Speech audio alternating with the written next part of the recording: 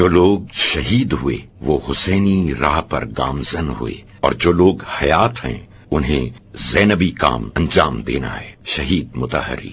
آئیے شہزادی زینب کی حیات کا جائزہ لیتے ہیں۔ شہزادی زینب سلام اللہ علیہا۔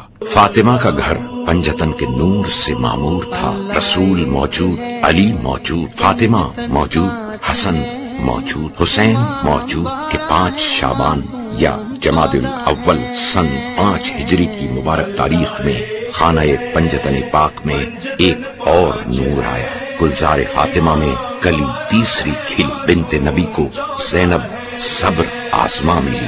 ختمی مرتبت نے بیٹی کو بیٹی کے آنے کی مبارکباد دی۔ علی خوش تھے کہ حسنین کی بہن آئی، فاطمہ خوش تھی کہ زینت چمن آئی، حسن خوش تھے کہ قوت بازوئے حسن آئی، حسین خوش تھے کہ میری شریک لہن آئی۔ زینب نے 5 معصوموں کی آغوش تربیت میں پرورش پائی۔ جس طرف نظر کی عصمت نظر آئی۔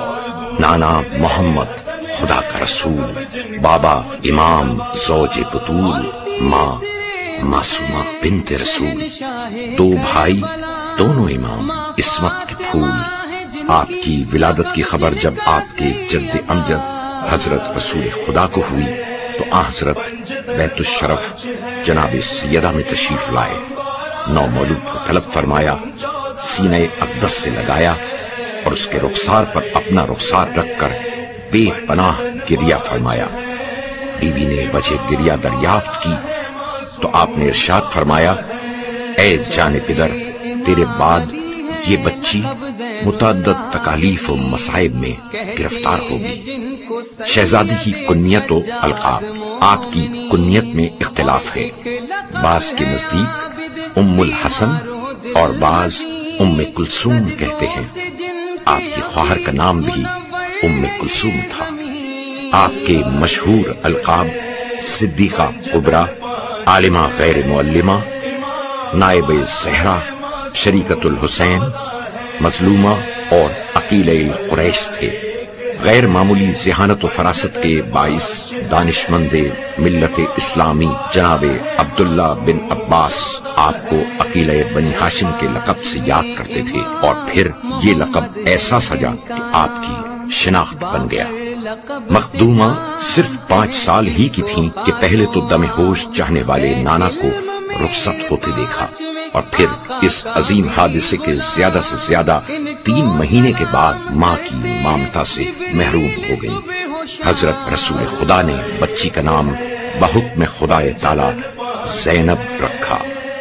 یہ لفظ زین اور اب کا مرکب ہے، جس کے معنی ہیں باپ کی زینت، اور در حقیقت آپ اپنے پدر بزرگوار حضرت علی ابن ابی طالب علیہ السلام کی زینت تھیں، عبادت الہی میں بھی اور کارہائے دینی میں بھی۔ آپ کا لقب عالمہ غیر معلمہ حضرت زین العابدین امام علی ابن الحسین کا عطا کردہ ہے۔ اس لقب سے حضرت نے آپ کو کوفے کے بازار میں اس وقت مخاطب فرمایا تھا جب بی بی پرجوش انداز میں اہل کوفہ سے خطاب فرما رہی تھی۔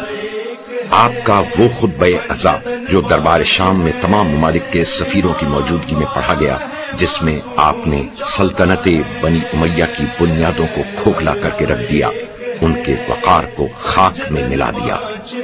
آپ نے اپنے بھائی حسین کی عزت و شرافت، ان کے بلند درجات کو اور نشانات کو عوام پر ظاہر فرما دیا۔ شہزادی کی شادی۔ سن 17 ہجری میں جب شہزادی کا سن عزیز 12 برس کا تھا، حضرت علی ابن ابی طالب علیہ السلام نے آپ کا عقد جناب جعفر طیار کے صاحبزادے حضرت عبداللہ کے ساتھ کر دیا، اور ساتھ 2 شرائط بھی رکھی۔ پہلی شرط، اے عبداللہ، میری بیٹی زینب کو دن میں 1 مرتبہ ضرور اجازت دے دینا کہ وہ اپنے بھائی کا دیدار کر لے، کیونکہ یہ ممکن ہی نہیں کہ تمام دن گزر جائے اور زینب حسین کا چہرہ ہی نہ دیکھیں، ورنہ میری بیٹی مر جائے گی۔ دوسری شرط، جب کبھی حسین سفر پر جانے کا ارادہ کریں تو میری بیٹی زینب کو قافلے کے ساتھ جانے کی اجازت دے دینا۔ काफिले हुसैनी मदीने से कूच के लिए तैयार हुआ। भाई ने खुद बहन को बड़े एहतमाम से नाके पर सवार कराया था। काफिले की रवानगी से कबल जब इब्न अब्बास ने हजरत इमाम हुसैन को तर्क सफर का मशवरा दिया और इमाम ने मशीयत इलाही को पूरा करने की खातिर इससे इनकार किया, फिर इब्न अब्बास ने मशवरा दिया कि फर्जंद रसूल मुखद्दरात इस्मत को हमरा न ले जाएं। शहजादी ज़ैनब ने जब ये गुफ्तगू सुनी तो फरमाया, ए इब्न अब्बास, अफसोस है कि तुम भाई को बहन से जुदा करने का मशवरा देते हो। खुदा की कसम, मैं हरगिज अपने गरीब भाई को तन्हा न छोड़ूंगी। मदीने से मक्का और वहां से करबला तक शहजादी ज़ैनब हर मंजिल में हमा वक्त इमाम हुसैन के हमरा थीं, हर हाल में शरीक रहीं। रवायत है कि जब काफिले हुसैनी खजीमा की मंजिल पर पहुंचा और शब रोज वहां कयाम किया तो सुबह को शहजादी ज़ैनब ने भाई की खिदमत में हाजिर होकर अर्ज की कि रात एक जरूरत से जब मैं खेमे से बाहर आई तो मैंने हातिफ को ये कलिमात कहते सुना, ए आंख, आंसू बहाने की कोशिश कर कि मेरे बाद शुहदा पर कौन रोएगा, इस कौम पर जिसको मौत ईफाए अहद के लिए वादगाह पर लिए जाती है। ए भाई, ये कलमात मुसीबतों के आने की खबर देते हैं। इमाम ने इरशाद फरमाया, ए बहन, जो क़ज़ाए कुदरत में है वो ज़हूर में आएगा। काफिले हुसैनी का करबला में वरूद 2 मुहर्रम सन 41 हिजरी को जब ये काफिला सरजमीन करबला पे वारिद हुआ, यजीदी फौजों ने दरियाए फुरात के किनारे से खयाम हुसैनी जो पहले से नस्ब थे हटाकर दूसरी जगह नस्ब करने पर इसरार किया। इमाम ने जब्त से काम लिया और वहां से कुछ फासले पर खयाम नस्ब करने का हुक्म दिया।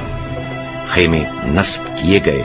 अभी आप खेमों में दाखिल न हुए थे कि आपकी जुबान मुबारक से चंद अशआर जारी हुए, जिनका मतलब ये था कि जमाने का अंदाज सुबह शाम यही है कि कोई न कोई लुक़्मा-ए अजल होता है और हर जी रूह को इस रास्ते पर जाना है।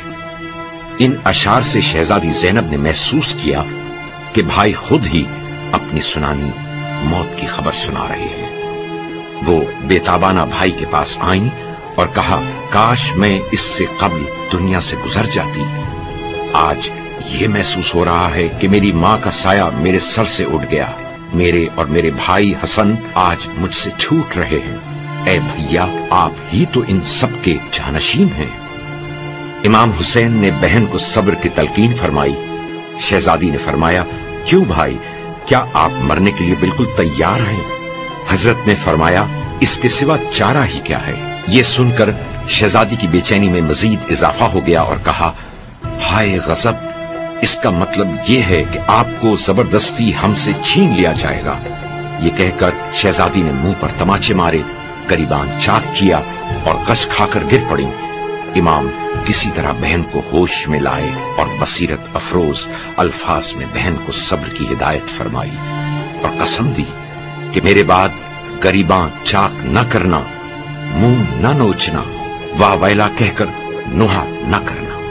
9 मुहर्रम को जब यजीदी फौज ने खयाम हुसैनी का रुख किया तो शहजादी ने इमाम हुसैन की तवज्जो इस तरफ मबजूल कराई और इमाम ने हजरत अब्बास और चंद दीगर असहाब को अफवाज यजीदी की तरफ रवाना किया ताकि गुफ्तो शुनीद के बाद एक शब की मोहलत हासिल की जाए। चुनाचे शब आशूर तमाम रात इबादत इलाही में गुजारी।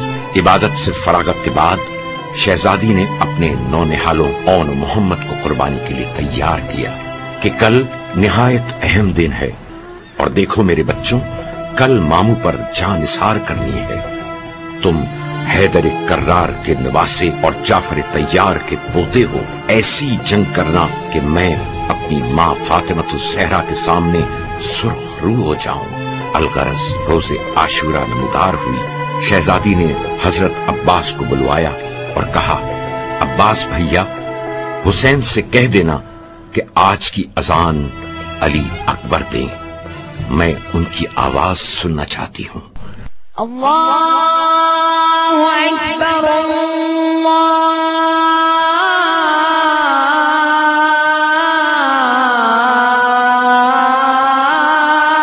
अकबर। اذان علی اکبر پر گریہ وزاری بہت ہوئی۔ نماز فجر کے بعد شہزادی نے اپنے بچوں کو لیا اور خدمت امام میں گئیں۔ اجازت مانگی۔ مولا نے سنا تو ایک مرتبہ حسرت سے بہن کو دیکھا۔ زینب، یہ یاد رکھنا، اون محمد کے بعد کوئی ماں کہنے والا نہ ہوگا۔ زینب، تیری کوکھ اجڑ جائے گی۔ بالآخر اذن جہاد عطا ہوا۔ اون محمد میدان میں آئے، بڑی بہادری سے جنگ کی، لیکن ننھے ننھے بچوں پر پیاس کا غلبہ ہوا۔ 3 دن کی بھوک پیاس، آخر کب تک لڑتے؟ کہیں سے تیر، کہیں سے نیزے آئے، اور بالآخر زینب کے شہزادوں نے ماموں پر جان کو قربان کیا۔ اور جب بچوں کی شہادت کی خبر کربلا کی فضا میں گونجتی ہوئی خیمہ زینب میں پہنچی تو زینب سجدہ خالق میں گر گئیں۔ پالنے والے، میری قربانی قبول کر لے۔ صبح عاشور سے عصر عاشور تک جناب زینب کی آنکھوں نے وہ خوفناک مناظر دیکھے جن کا تصور بھی جسم و جان پر لرزہ طاری کر دیتا ہے۔ حسین نے اگر لاشیں اٹھائے تو زینب نے ان لاشوں پر ماتم کیا، اور ثانی زہرا کی آس اس وقت ٹوٹ گئی کہ جب حضرت عباس نے بی بی سے اجازت مانگی تو شہزادی نے تڑپ کر کہا، اے عباس، زینب کو یقین ہو گیا کہ اب زینب کے سر سے چادر ضرور چھن جائے گی، بے پردہ مجمع عام میں پھرایا جائے گا۔ عباس، تم زینب کے پردے کا یقین ہو، لیکن اب زینب کا یقین ٹوٹ گیا۔ الغرض، مولا عباس کی شہادت، شہزادہ علی اکبر کہ جسے شہزادی زینب نے اپنا بیٹا بنایا اور اون محمد سے زیادہ ناز سے پالا تھا، ان کا بھی ماتم کر لیا۔ تو ایسے میں مولا حسین رخصت آخر کے لیے خیمے میں تشریف لائے اور بوقت رخصت ایک ایک بی بی کا نام لے کر سلام کیا۔ امام مظلوم جب شہزادی زینب سے رخصت ہونے لگے تو شہزادی نے بھائی کو اپنی مادر گرامی کے پاکیزہ ہاتھوں سے تیار کردہ پیرہن پیش کیا۔ امام نے زیب تن کیا۔ اس وقت شہزادی نے تڑپ کر کہا کہ آہ، یہ میرے بھائی کا پیرہن ہے یا کفن۔ مولا باہر آئے، بھائی کو بہن نے سوار کیا۔ مولا میدان کربلا میں آئے، جنگ کی۔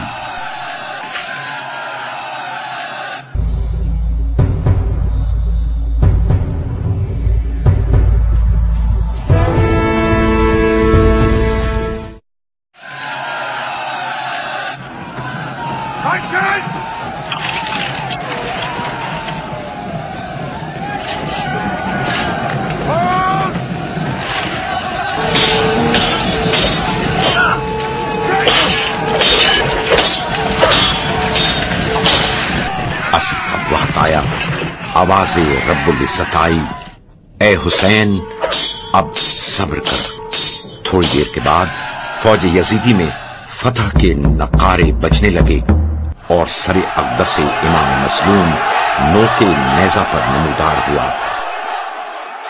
ڈوبا لہو میں لوٹ کے آیا ہے ذوالجنا، سمجھی سکینہ بابا کو لایا ہے ذوالجنا، سر خاک پر پٹک کے پکارا وہ راہوار، سیدانیوں بچھڑ گیا مجھ سے میرا سوار، جلدی اتار لو یہ تبرک یہ ذوالفقار، ارے کٹتا ہے وہاں گلوئے شہنشاہ نامدار، زہرا قریب لاش پہ سر خاک اڑاتی ہے، ارے خیموں میں جاؤ لوٹنے کو فوج آتی ہے۔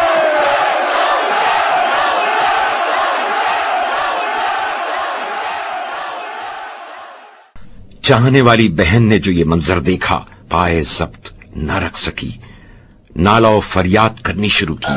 بھائی کی شہادت کے بعد شہزادی پر قیامت شروع ہوئی۔ ظالموں نے اہل حرم کے سروں سے چادریں چھین کر اہل بیت اطہار کے خیموں میں آگ لگا دی۔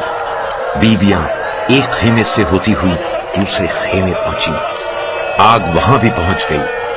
الغرض بیبیاں اس خیمے پہنچی جہاں سید سجاد غشی کے عالم میں پڑے تھے۔ شہزادی زینب نے انہیں اٹھا کر کہا، بیٹا تم امام زمانہ ہو، بتاؤ کہ ہم کیا کریں۔ جناب سجاد نے آنکھیں کھولی تو کسی بیوی کے سر پر ردا موجود نہیں تھی۔ وہ وقت شہزادی زینب پر مصیبت کا وقت تھا، اور اس کے بعد ایک ایسی شام آئی جو غریبوں کی شام تھی، یتیموں کی شام تھی، مظلوموں کی شام، شام غریباں۔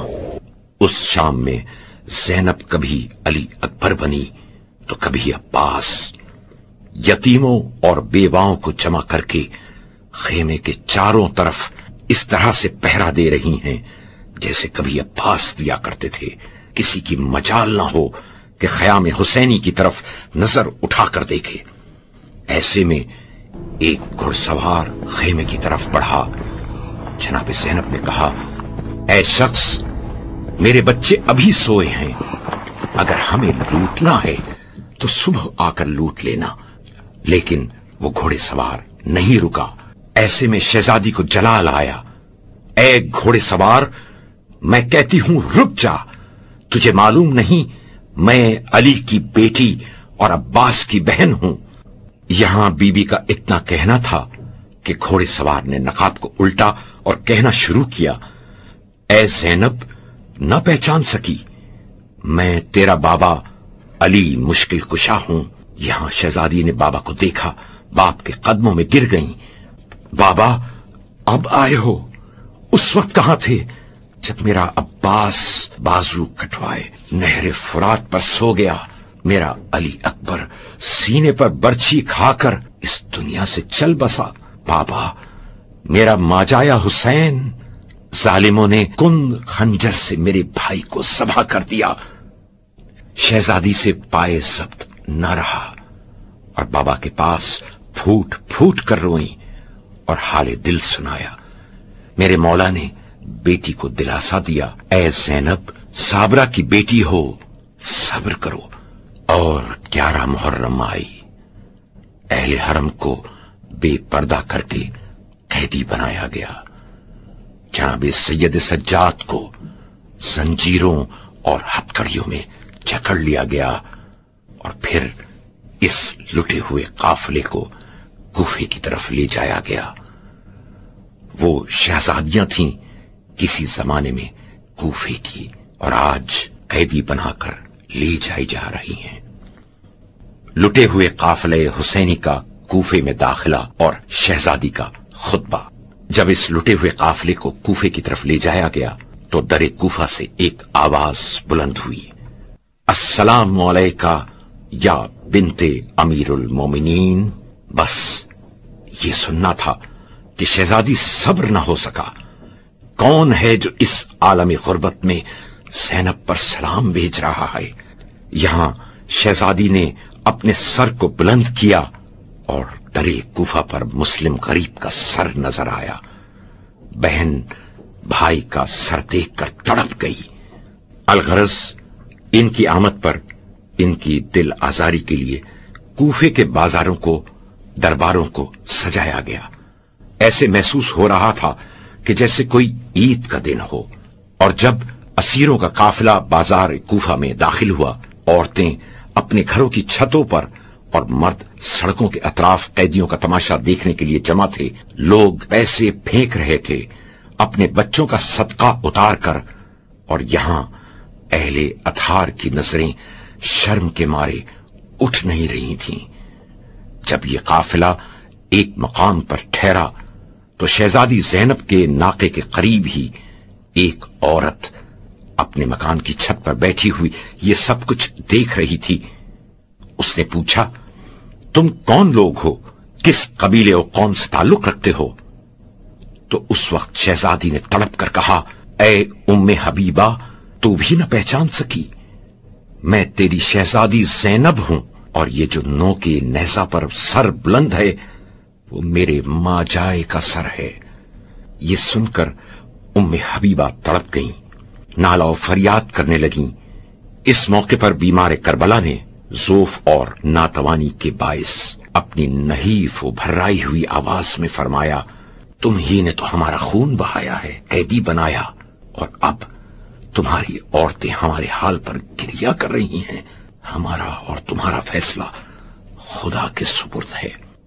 روایت ہے کہ جب جناب زینب کبریٰ کوفے میں داخل ہوئیں تو ثانیہ زہرا نے یہ خطبہ پڑھا۔ ثانیہ زہرا کی کوفے کے بازار میں تقریر۔ ثانیہ زہرا کی کوفے کے بازار میں تقریر۔ حمد و سپاس اللہ کے لیے اور درود و سلام میرے پدر بزرگوار محمد مصطفیٰ اور ان کے پاک اور نیک اہل بیت پر۔ کوفے والو، مکر و فریب کے پجاریوں، رو رہے ہو؟ تمہارے یہ آنسو کبھی نہ رکیں، ہمیشہ فریاد کرتے رہو۔ مکاری کے پتلوں، تم تو اس عورت کی طرح ہو جو محنت سے اون کاٹتی تھی اور پھر خود ہی اسے ٹکڑے ٹکڑے کر ڈالتی تھی۔ اے قسمیں کھا کر پلٹنے والوں، کذب و غرور کے مجسموں، لونڈیوں کی سی خوشامد اور دشمنوں کی طرح عیب جوئی کرتے ہو۔ ظالموں، تم گھورے پر اگی ہوئی ہریالی اور جھوٹی ملمہ کاری کی طرح بے قیمت ہو۔ کس بری طرح تم نے اپنی عاقبت خراب کی ہے۔ اب غضب الہی کے لیے تیار رہو، تم ہمیشہ عذاب میں مبتلا رہو گے۔ کیوں ستم گرو، آنسوؤں سے منہ دھو رہے ہو؟ ہاں، رو، تم رونے کے مستحق ہو، ہنسنے سے زیادہ رو۔ تم نے اپنے دامن پر وہ دھبا لگایا ہے جو دھوئے دھوئے نہیں چھوٹے گا۔ کوفے والو، یہ اندھیر کے خاتم النبیین کے بیٹے اور سردار جوانان جنت کو قتل کر ڈالا۔ بے حمیتوں، تم نے اسے خاک و خون میں ملایا ہے جو تمہارے لیے کعبہ امن، جائے پناہ، صلح و آشتی کی آماج گاہ اور مینار ہدایت تھا۔ غور تو کرو، تم نے کتنا بڑا گناہ کیا ہے، کس بری طرح تم رحمت الہی سے دور ہوئے ہو۔ تمہارے مسائی عبث، کوشش بے سود، ذلت و خواری کے خریداروں، تم عذاب میں ضرور گرفتار ہوگے۔ وائے ہو تم پر حق فروشو، تم نے اپنے رسول کے کلیجے کو پاش پاش اور ان کے حرم کو بے پردہ کیا۔ کتنے اچھے اور سچے لوگوں کا خون بہایا اور کن کن طریقوں سے سرکار ختم المرسلین کی حرمت ضائع کی۔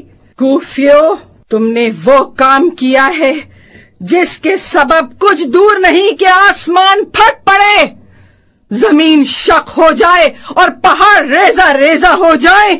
تمہاری برائیاں آفاق گیر ہیں، تمہاری بدعمالی نے پوری دنیا کو گھیرے میں لے رکھا ہے۔ سنو، تم حیران ہو، اس واقعے سے آسمان نے خون برسایا۔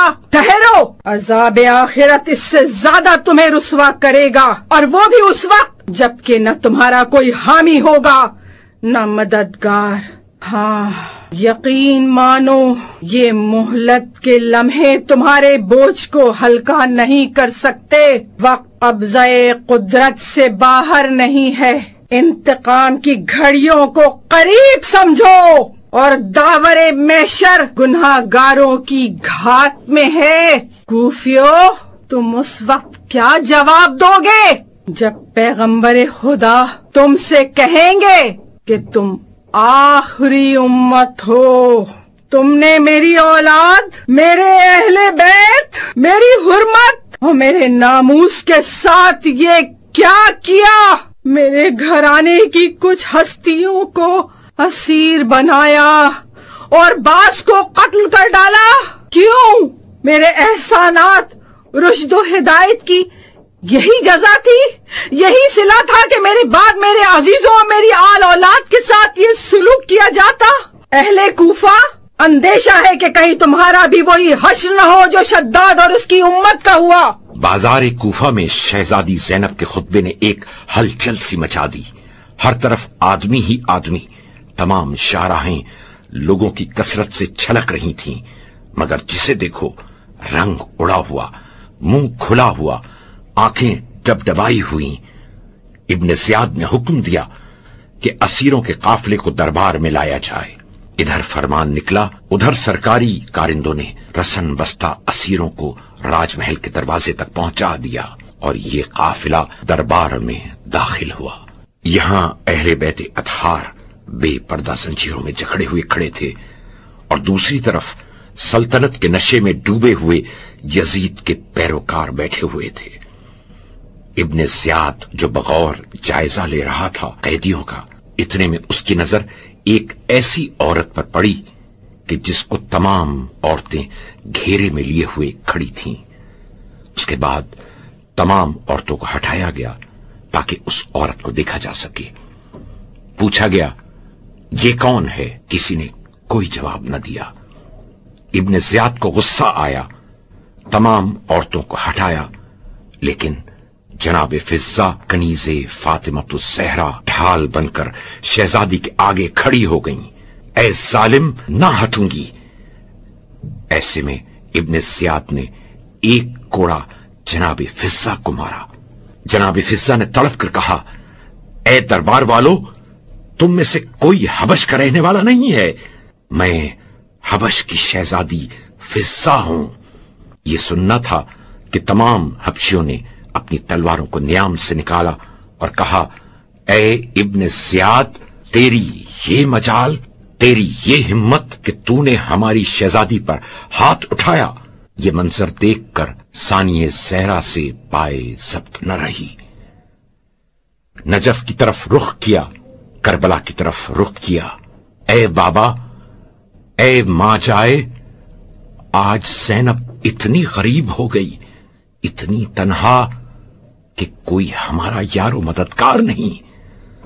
ایسے میں ایک عورت نے منتہائے جرأت و طلاقت سے جواب دیا، اے پوچھنے والے، یہ علی کی بیٹی زینب ہیں۔ زینب کا نام سنتے ہی زیاد کا کلیجہ خوشی سے پھولے نہ سما رہا تھا، اور اس کے بعد اس کی زبان سے جو جملہ نکلا وہ یہ تھا، خدا کا شکر ہے کہ اس نے تمہیں رسوا کیا، موت کے گھاٹ اتارا اور تمہارے ناپسندیدہ ارادوں کو بے نقاب کر دیا۔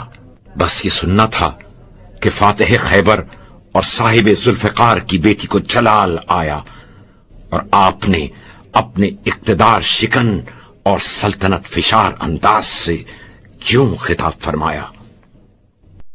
شکر ہے اس معبود یکتا کا جس نے اپنے نبی صلی اللہ علیہ وآلہ وسلم کی نسبت سے ہمیں عزت دی اور ہمارے گھرانے کو کمال طہارت کا شرف بخشا۔ ابن زیاد، بے آبرو وہ ہوتا ہے جو سیاہکار و بداتوار ہو، نیز جھوٹا وہ بنتا ہے جو آئین کی خلاف ورزی کرے، قانون کے پرزے اڑائے، اور وہ ہم نہیں کوئی اور ہوگا۔ ہم نے ہمیشہ اچھائی دیکھی۔ ہاں، خاندان رسالت کا رتبہ اتنا اونچا ہے کہ انہیں شہادت جیسی نعمت نصیب ہوئی۔ خدا نے جو چاہا وہ انہوں نے کر دکھایا۔ یہ قتل گاہ سے گزرے اور گنج شہیدہ میں محو آرام ہو گئے، مگر یاد رکھنا پسر زیاد، وہ جو سب کا داد رس ہے، آخری فیصلے کے لیے وہ بہت جلد تجھے اور انہیں اپنی عدالت میں طلب کرنے والا ہے، اور جب آمنا سامنا ہوگا تب دیکھنا مظلوم کی فریاد کیا رنگ لاتی ہے اور خون ناحق کیا اثر دکھاتا ہے۔ مر جانا کے جائے تیری ماں کی کوکھ اجڑے، وہ تیرا سوگ منائے۔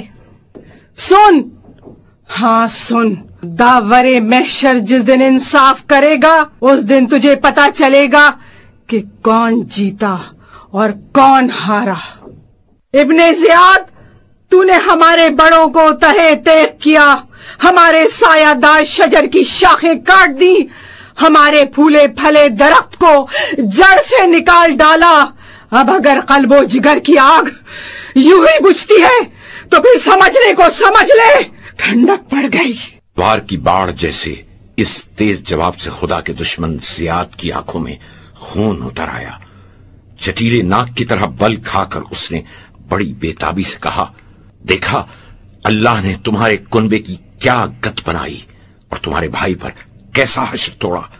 بات اب برداشت سے باہر ہو چکی تھی، اقدار و نظریات کی کھلی توہین۔ اس کے علاوہ ابن زیاد انتہائی شقاوت کے ساتھ عقیلہ بنی ہاشم کے طہارت نسب، تقدس مآب خاندان اور زینب کے فخر کائنات عزیز اور شہید بھائی کے بارے میں ہرزہ سرائی کر رہا تھا۔ بنا بری ثانیہ زہرا کے تیور بدلے اور معلوم ہوا کہ برق و آتش کا ایک چشمہ تھا جو ابل پڑا۔ ارشاد ہوا، کربلا کی پاسبان اور حسینیت کی نگہبان نے کوفے کے فرما رواں کو رد کرنے میں جو دلیری دکھائی اور اسے نیچا دکھانے میں جس بے جگری سے کام لیا، وہ شجاعت و شہادت کی تاریخ میں ایک انوکھی مثال ہے۔ امید کے خلاف بھڑکتے ہوئے شعلوں کا پے در پے ہجوم اور توقع کے برعکس لپکتے ہوئے کوندوں کی لگاتار یورش سے ابن زیاد ہکا بکا رہ گیا۔ یوں لگ رہا تھا جیسے پاؤں تلے زمین نکل گئی ہو، اس میں سکت نہیں رہی۔ غرور ٹوٹ گیا، اس کی سیاست جواب دے گئی اور ریاست زلزلوں کی زد میں آ گئی۔ احساس کمتری کے بوجھ سے اس کے اعصاب پچی ہو گئے تھے، کوئی جواب نہیں بن پڑ رہا تھا۔ بالآخر کھسیان پن مٹانے کے لیے ظالم نے اپنی زبان کھولی تو اس عنوان سے، تمہارے سرکش بھائی اور خاندان کے دوسرے باغی افراد کے قتل سے خدا نے میرا کلیجہ ٹھنڈا کر دیا۔ ختم المرسلین کی نواسی نے چشم خونبار سے ماحول پر ایک نظر ڈالی، صورتحال کا جائزہ لیا اور پھر کمال تمکنت سے ارشاد فرمایا، لیکن تاریخ بتاتی ہے کہ ابن زیاد کو اس کے بعد کبھی آرام نصیب نہیں ہوا، اس لیے کہ کربلا کے نمائندے قافلے کی ترجمان حضرت زینب علیہ السلام نے اسلامی فکر اور انسانی ضمیر کو کچھ اس طرح سے جگا دیا تھا کہ یہ بیداری ایک باقاعدہ تحریک بن گئی۔ لٹے ہوئے قافلہ حسینی کا شام میں داخلہ، کوفے سے ہوتے ہوئے اس قافلے کو شام لایا گیا اور شام کی گلی کوچوں کو سجایا گیا، اور اس طرح سے سجایا گیا کہ جیسے کوئی جشن کا سما ہو۔ روایات یہ بتاتی ہیں کہ دربار یزید کے قریب لا کر اس قافلے کو کھڑا کر دیا گیا اور اتنی دیر تک کھڑا رکھا کہ پیروں پر ورم آ گیا، اس لیے کہ یزید کا دربار سجایا جا رہا تھا۔ وہ اپنی فتح کا جشن بڑی شان و شوکت سے منانا چاہتا تھا کہ دنیا یہ رکھے کہ حسین کو شکست ہوئی اور یزید کامیاب ہو گیا، لیکن شاید وہ یہ نہیں جانتا تھا کہ جیت ہمیشہ حق کی ہوتی ہے۔ تبھی تو جب دربار یزید میں امام زین العابدین علیہ السلام نے خطبہ دیا تو درباریوں میں ہلچل مچ گئی اور یزید کو اپنا تختہ الٹتا ہوا دکھائی دیا۔ اس نے حکم دیا کہ اذان شروع کروا دو تاکہ یہ خاموش ہو جائیں۔ پھر اذان کی آواز آئی، اللہ اکبر۔ مولا خاموش ہو گئے۔ پھر مؤذن نے کہا، اشہد ان محمد رسول اللہ۔ تو میرے مولا نے کہا، اے یزید بتا، آج تو یہ سمجھ رہا ہے کہ تیری جیت ہو گئی، لیکن یہ بتا تیرے دربار میں آج کس کے جد کا نام لیا جا رہا ہے، تیرے یا میرے جد کا؟ دربار یزید میں 700 کرسی نشینوں کا مجمع اور سیدانیاں شرم سے جھکی جا رہی تھیں، آنکھوں سے آنسو جاری تھے، بازو اور گلے رسی سے چھل رہے تھے، مگر پھر بھی شکر خدا ادا کر رہے تھے۔ بیٹھے ہوئے سب کرسیوں پر چھوٹے بڑے تھے، رسی میں بندھے سامنے سادات کھڑے تھے۔ الغرض یزید اپنی فتح کے نشے میں مست تخت پر بیٹھا ہوا تھا کہ تشت میں سر حسین آیا۔ یزید نے اپنی چھڑی سے مولا کے دندان مبارک سے گستاخی کرنا شروع کر دی اور بار بار دانتوں پر چھڑی کو پھیرتا۔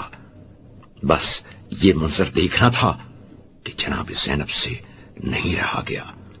بھائی کی یہ حالت دیکھی ایک مرتبہ شہزادی کو جلال آیا، کھڑے ہو کر دربار یزیدی میں لہجہ علی میں اس طرح سے خطبہ دیا: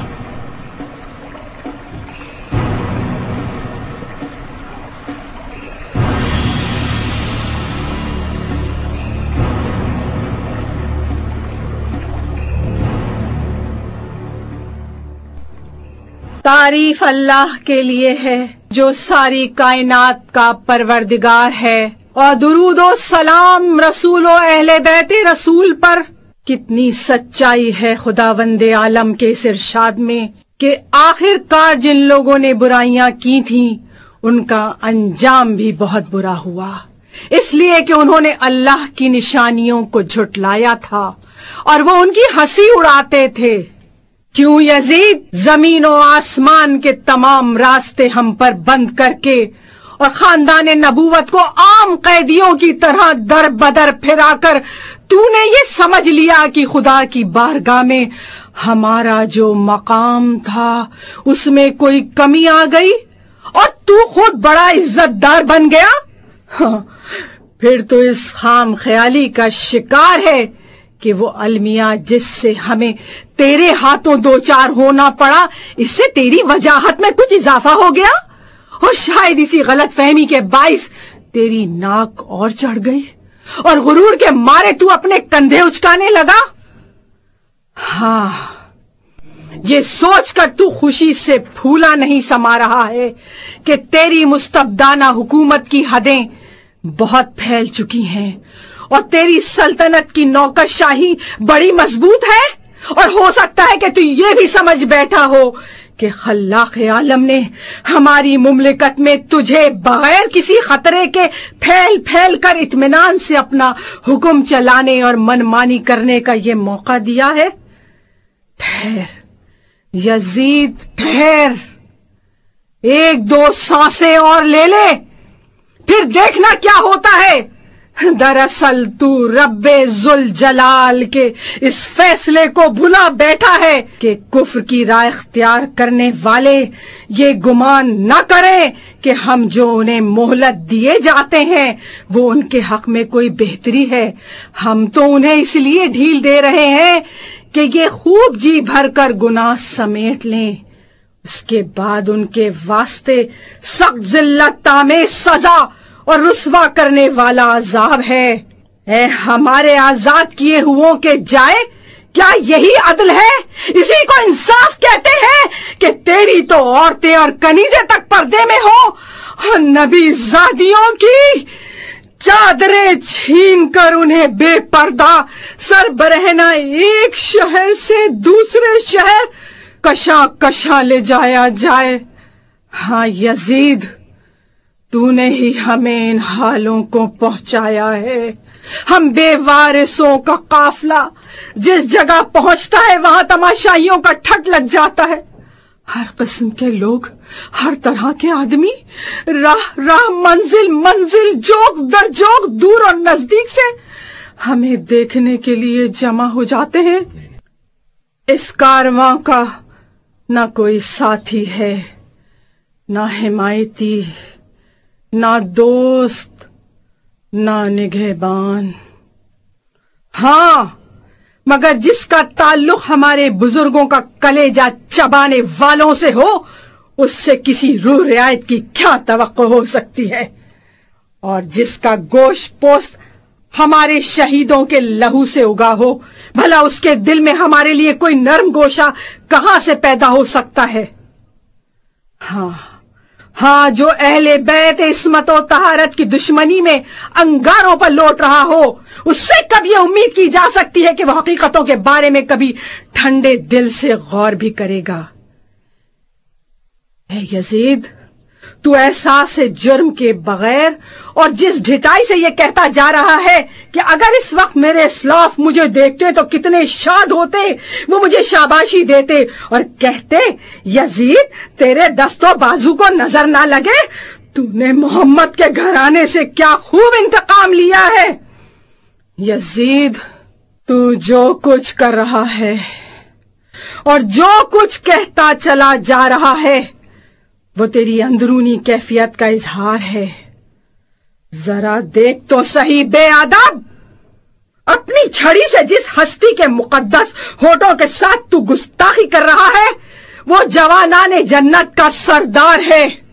تو نے محمد کے پیاروں کا خون بہا کر اور عبد المطلب کے چاند تاروں کو خاک میں ملا کر اپنے سوکھے ہوئے زخموں کو پھر سے ہرا اور بھرے ہوئے گھاؤ کو کچھ اور گہرا کر دیا ہے، اور اس پر سے تو اپنے پرکھوں کو بھی پکار رہا ہے، اپنے گڑے ہوئے مردوں کو آواز دے رہا ہے، اور اس سے بے خبر کہ ان قریب تو خود بھی اسی گھاٹ اترنے والا ہے جہاں وہ ہیں، اور جب تو اپنے سگوں کے پاس پہنچ جائے گا تو پھر رہ رہ کر تیرا دل یہ چاہے گا کہ کاش نہ زبان میں سکت ہوتی اور نہ ہاتھوں کو جنبش، تاکہ جو کہا ہے وہ نہ کہتا اور جو کیا ہے وہ نہ کرتا۔ پروردگار تو ان ظالموں سے ہمارا حق دلا دے اور ان ستمگروں سے ہمارے بدلے چکا دے۔ بار الہ جن جفا شعاروں نے ہمارا لہو بہایا ہے اور ہمارے طرفداروں کو قتل کیا ہے ان پر اپنا غضب نازل فرما۔ قسم بخدا اے یزید تو نے خود ہی اپنی کھال نوچی ہے اور اپنے ہاتھوں اپنے گوشت کی تکہ بوٹی کی ہے۔ بہت جلدی وہ وقت آنے والا ہے کہ تجھے انتہائی ذلت و خواری کے عالم میں اللہ کے رسول کا سامنا کرنا پڑے گا۔ تو نے نبی کی ذریت کو خاک و خون میں غلطاں کیا اور ان کی عطرت ان کے پیاروں کو نشانہ ستم بنا کر ان کی حرمت زائل کی ہے۔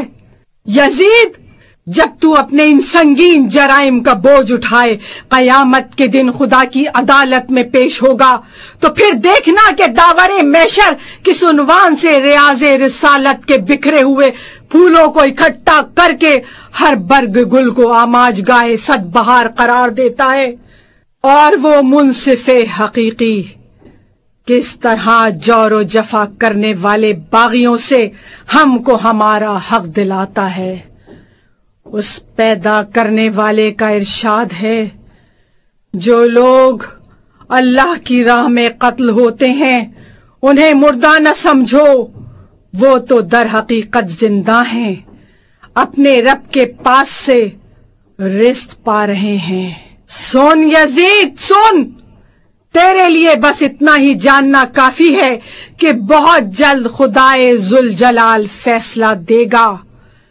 محمد مصطفیٰ مدعی ہوں گے اور جبرائیل امین مدد کریں گے، ہاں، اور وہ لوگ بھی اسی ہنگام اپنا انجام دیکھ لیں گے جنہوں نے زمین ہموار کر کے تجھے اس جگہ تک پہنچایا اور پھر اللہ اور رسول کا کلمہ پڑھنے والوں کی گردنوں پر مسلط کر دیا۔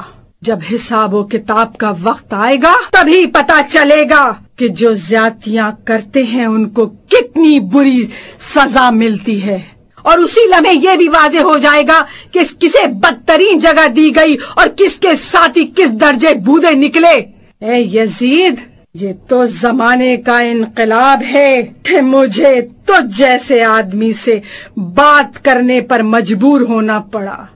تجھے تو میں بہت چھوٹا اور بے وقت سمجھتی ہوں، البتہ تیری سرزنش کو بڑا کام اور تیری ملامت کو ایک اچھی بات قرار دیتی ہوں۔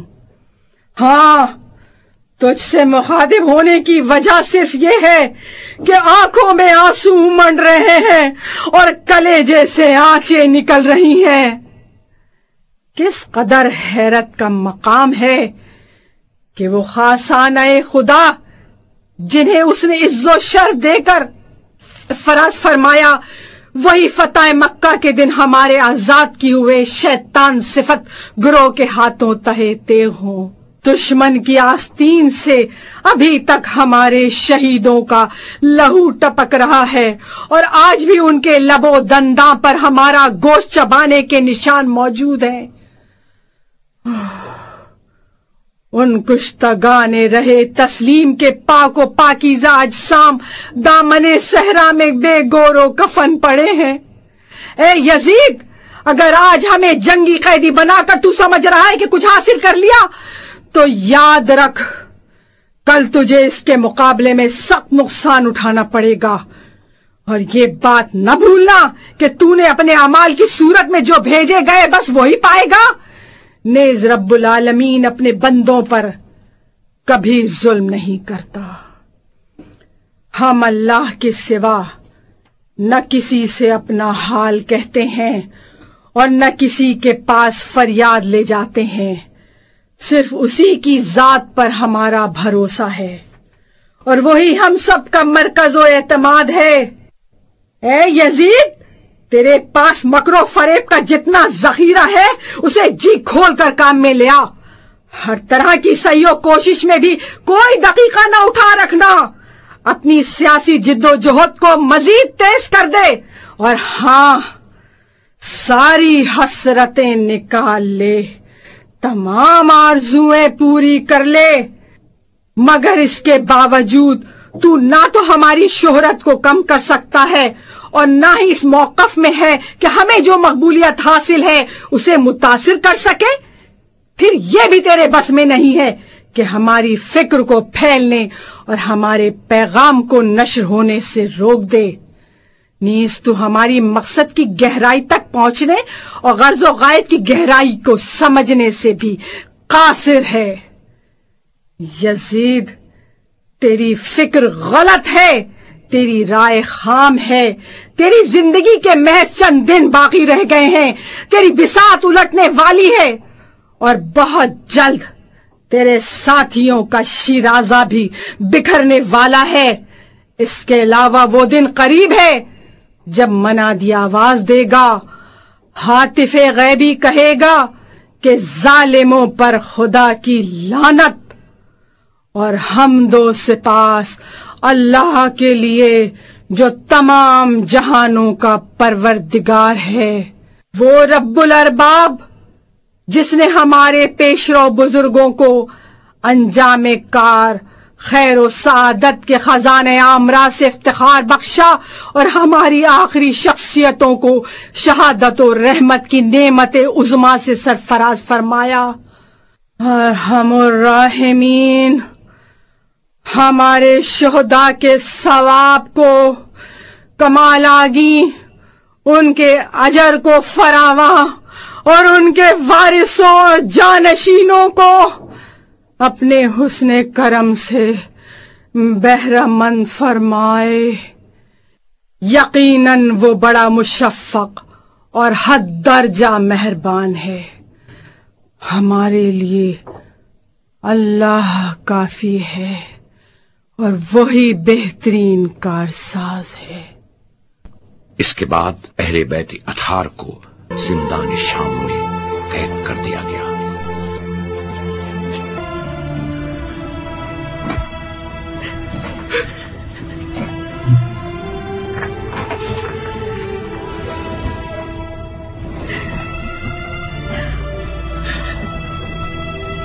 جناب سکینہ بنت الحسین کی شہادت ہوئی۔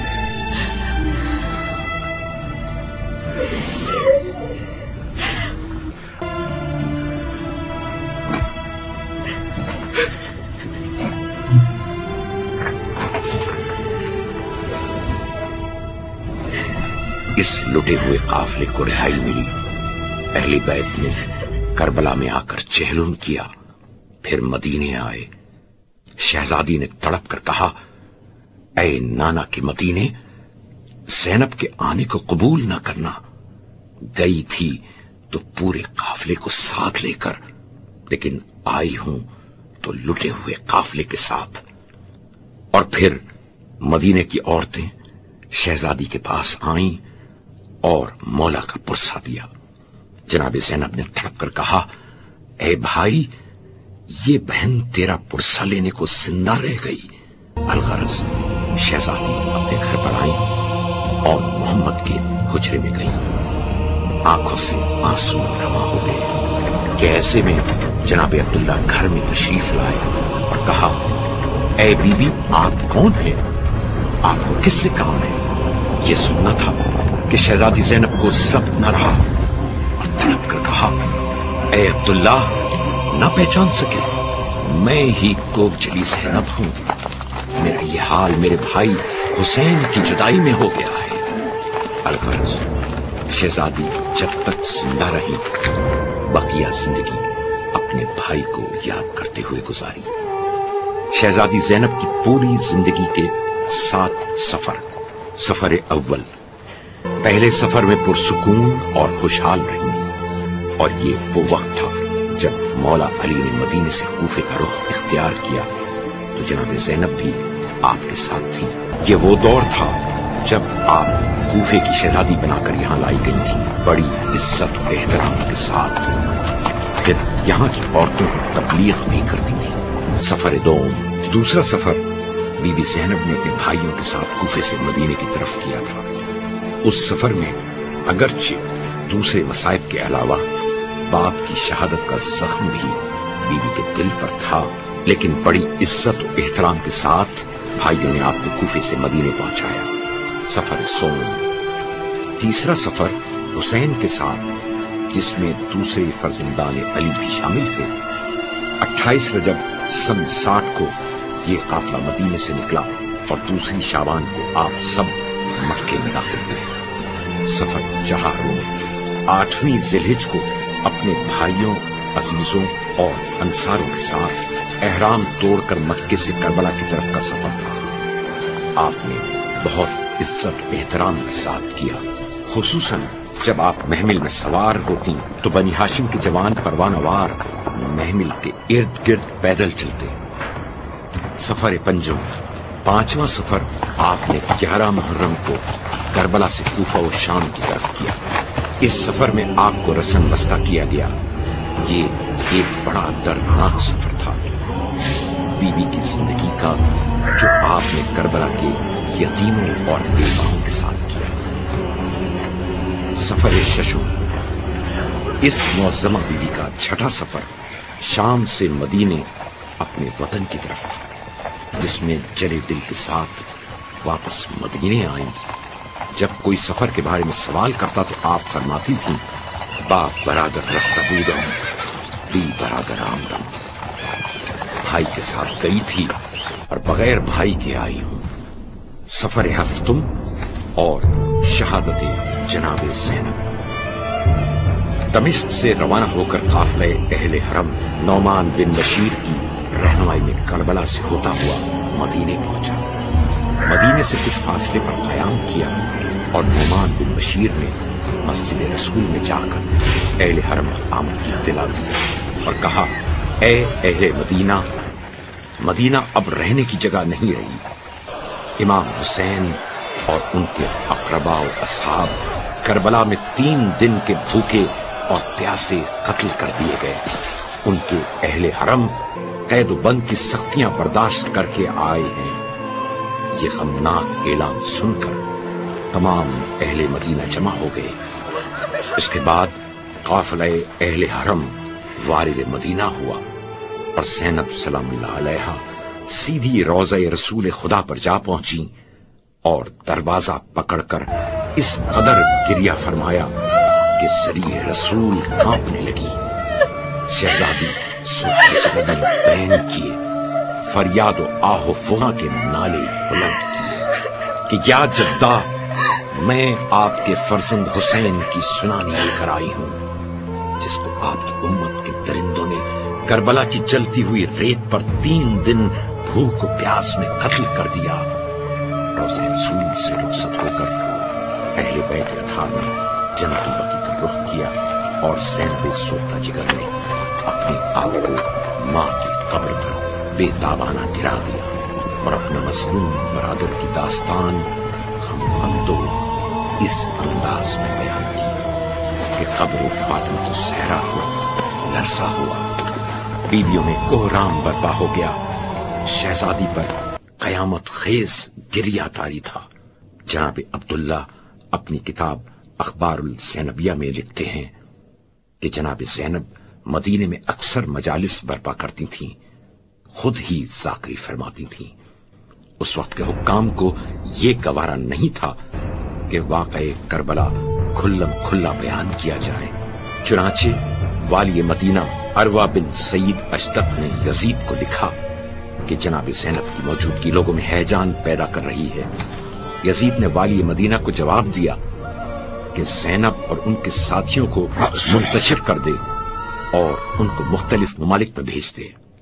اس کے بعد والی مدینہ نے حضرت زینب سے کہلا بھیجا کہ آپ جہاں مناسب سمجھیں چلی جائیں۔ جناب زینب کو جلال آ گیا اور فرمایا کہ ہم ہرگز یہاں سے نہ جائیں گے، لیکن بعد میں بنت عقیل بن ابی طالب کے سمجھانے بجھانے سے مدینہ چھوڑنے کا ارادہ کر لیا اور اب شام پہنچے اور وہاں قیام فرمایا۔ اس کی وجہ یہ تھی کہ بروایت آپ کے شوہر حضرت عبداللہ بن جعفر طیار کی وہاں جائیداد تھی، اور وہیں آپ کا انتقال شب یکشنبہ بتاریخ 14 رجب المرجب سن 62 ہجری میں ہو گیا۔ اس وقت شہزادی کی عمر 55 سال تھی۔ دمشق میں آپ کا روضہ اقدس زینبیہ کے نام سے ہے، جو ہزارہا زائرین کے لیے باعث تکریم اور سبب استجاب دعا ہے۔ کربلا کا کوئی ذکر شہزادی زینب کے ذکر کے بغیر ادھورا اور نامکمل ہی رہتا ہے۔ دوران حیات مظلومہ بہن نے اپنے غریب الوطن بھائی کا ہر منزل پر ساتھ دیا، اور بعد شہادت مظلوم آپ کے جاری کردہ مشن کو پائے تکمیل تک پہنچانے کے بعد دمشق شام ہی میں مظلوم بھائی کی عزاداری قائم کی، اور شہر در شہر تشہیر و تبلیغ واقعات کربلا کا ایک عالمی نظام قائم کر دیا کہ رہتی دنیا تک کوئی اس عظیم قربانی کو جو کہ بقائے اسلام کے لیے بارگاہ خدا میں پیش کی تھی اپنے دل سے محو نہیں کر سکتا۔ آج دنیا میں جہاں جہاں آبادی ہے وہاں وہاں ذکر حسین قائم ہے۔ اسی نسبت سے شہزادی زینب کو شریکت الحسین کا لقب زیب دیتا ہے۔ آپ کو فاتح شام کیوں نہ کہا جائے کہ آپ ہی نے نظارت انبیاء کو انجام دیا اور حاکم کو خوف خدا دلایا، ہمیشہ کے لیے تمام انسانوں کو قرآن کے غلط استعمال سے روکا تاکہ قرآن کا نام لے کر باطل حق کو نہ چھپا سکے۔ آپ نے نہ صرف اصل اسلام کو دربار میں عیاں کیا بلکہ آپ نے پوری حکومت اسلامی کی مشینری کو بھی اصل اسلام منوا دیا کہ جس کے بعد کسی میں یہ مجال نہ تھی کہ وہ آپ کے کلام کی ضد میں کوئی تقریر یا جملہ ہی کہتا۔ خلیفہ کی بیان کی گئی بات کو آئین کا درجہ مل جاتا ہے، اور یزید ملعون کے کلام کو آپ نے منطقی دلیلوں سے رد کیا۔ ایسے باطل آئین کی خلاف ورزی کر کے آپ نے آئین قرآن کی پاسداری کر کے رہتی دنیا کے لیے یہ پیغام دیا کہ بقا آئین خدا میں ہی ہے، اور انسانی آئین کی خدا کے آئین کے سامنے کوئی اوقات نہیں۔ اس معرکہ شام کی فاتح نے فتح الہی نظریے کو منوا کر باطل کے دنیاوی نظریے کو ہمیشہ کے لیے خاک میں ملا دیا۔ بیعت کا طلبگار یزید باپ سے بیعت نہ لے سکا تو بیٹے سے بندے ہاتھوں اور زنجیروں میں ہی بیعت کا مطالبہ کرتا، لیکن سلام ہے پاک بی بی کی ذات پر کہ یزید آپ کے خطاب سے بوکھلا گیا اور نہ بیعت لے سکا نہ امام کو نقصان پہنچا سکا۔ تقریر سے زینب نے ہلچل سی مچا دی تھی، دربار یزیدی کی بنیاد ہلا دی تھی، بجھتے ہوئے شعلوں کو لفظوں سے ہوا دی تھی، تحریک حسینی کی لو اور بڑھا دی تھی، کانٹوں سے بچایا تھا اسلام کے داماں کو، اسلام نہ بھولے گا زینب تیرے عصا کو۔ دربار میں قیدی جو ستم کھول رہے ہیں، تلواروں کو غصے میں عدو تول رہے ہیں، مصروف ہیں خطبے میں کچھ اس شان سے زینب، معلوم یہ ہوتا ہے علی بول رہے ہیں۔ ہر سو خبر ولادت زینب کی جو گئی، ظلمت کا پھر پتہ نہ لگا ایسی کھو گئی، کیوں کر نہ جگمگانے لگے فاطمہ کا گھر، اب دو چراغ ہو گئے ایک شمع ہو گئی۔ زینب کو بھی حیدر کی شجاعت ملتی، حسنین کی صورت سے فضیلت ملتی، زہرا نے انہیں دودھ پلایا تھا قمر، خاتون نہ ہوتی تو امامت ملتی۔ فردوس میں یہ حوریں نغمہ سنا رہی ہیں، زہرا کے گھر میں زینب تشریف لا رہی ہیں، بنت نبی کا سارا گھر یوں مہک رہا ہے، خوشبوئیں جیسے باغ جنت سے آ رہی ہیں، وارث بنا رہی ہیں اپنا ابھی سے شاید، وارث بنا رہی ہیں اپنا ابھی سے شاید، زینب کو اپنی چادر زہرا اڑا رہی ہیں، زینب کو اپنی چادر زہرا اڑا رہی ہیں۔ معزز سامعین کرام، السلام علیکم۔ شہید فاؤنڈیشن پاکستان کا نام اور کام یقیناً آپ کے لیے کسی تعریف اور تعارف کا محتاج نہیں ہے۔ یہ فاؤنڈیشن شہدائے ملت جعفریہ کے متعلقین کی داد رسی کے لیے عرصہ دراز سے انتہائی منظم اور پروقار طریقے پر سرگرم عمل ہے۔ یہ ایک بااختیار مرکزی و قومی ادارہ ہے جس کا کسی دوسری تنظیم یا ادارے سے کوئی تعلق نہیں ہے۔